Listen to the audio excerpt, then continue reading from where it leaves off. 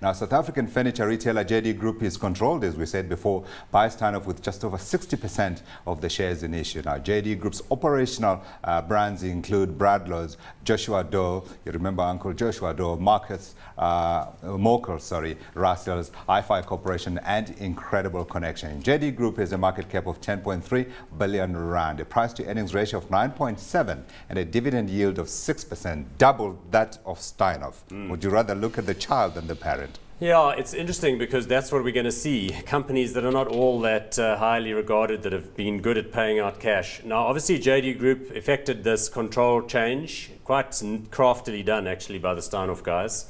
They didn't really pay anybody a premium for it. It just happened one day. I love the CEO, Grattan Kirk. He's a running friend of mine. He's a very entertaining fellow, and you know, I think they're going to do a good thing there. Remember, with the group reorganization, JD Group also acquired the Unitrans auto businesses. Yes. That's all the auto distribution dealerships, you know, sales agreements with premises to sell cars. Yeah. And they also, you know, now need to see what that contribution is going to be to earnings. So it's got a 10 billion market cap. David Sussman, the CEO, been there forever, is now on his way out. He's the executive chairman, so Grattan is coming in. So I think it's quite well positioned, but like I say, it's one of those cases where, you know, you've got to wait and see how the earnings are going to be coming out in the next year or so. JD Group for you, Tshepo, is this an exciting business to be in? I saw yesterday the numbers for car sales are not looking quite as robust as they've been looking in the past months. Yeah. Look, again, if I'm looking at a company, a furniture retailer, I think the first thing that must jump off the page is probably boring rather than exciting. Right. And if anything, JD Group is a little bit too exciting for my liking. It's as if it's not owned by Germans. One of the concerns for me is, again, the Unitrans transaction, putting those two businesses together, whether that can actually function long term. So that's a key question around that, and how management's able to control that business is a key question going forward. Is that an issue for you, Paul? No. The other thing they acquired from the Steinhoff reorganization was a business called Stein Build, which is sort of a retail building supply business similar to Cash Build. Yeah. And you may have noticed a little company in the Eastern Cape called Hardware Warehouse has put out a cautionary saying that Stein Build wants to buy them. Right. So I took that quite positively because it demonstrates that they want to expand that category, and that I think is a fabulous category because it's strongly geared to sort of household reconstruction and renovations in the peri-urban and rural areas. Yeah. So that's quite a positive for me.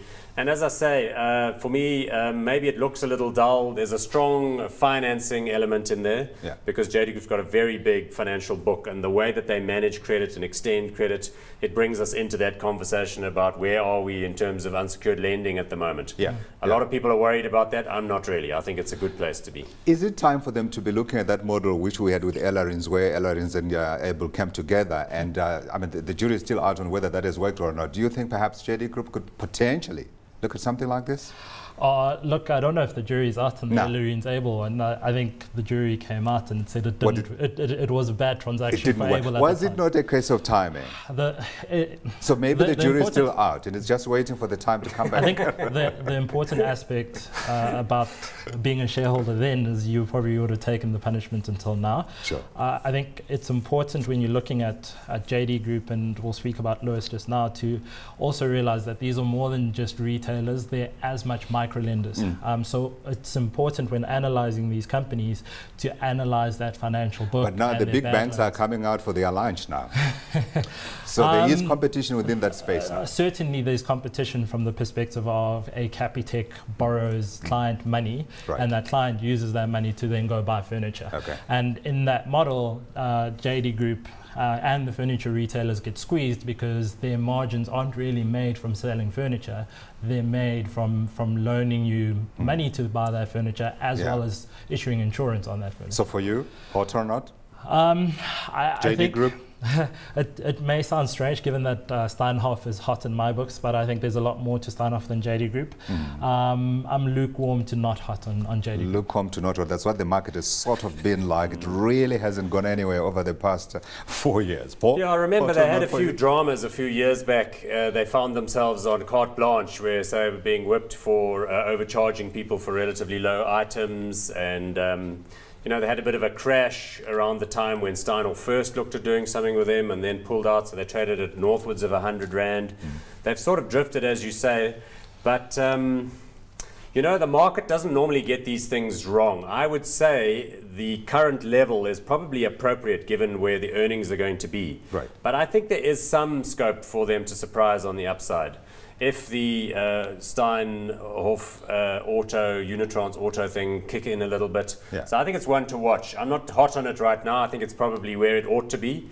But certainly both it and CAP, the other half, which we're not talking about tonight, I'm watching, because I think there could be some value unlocked there. So it could be at the bottom before the climb up the mountain.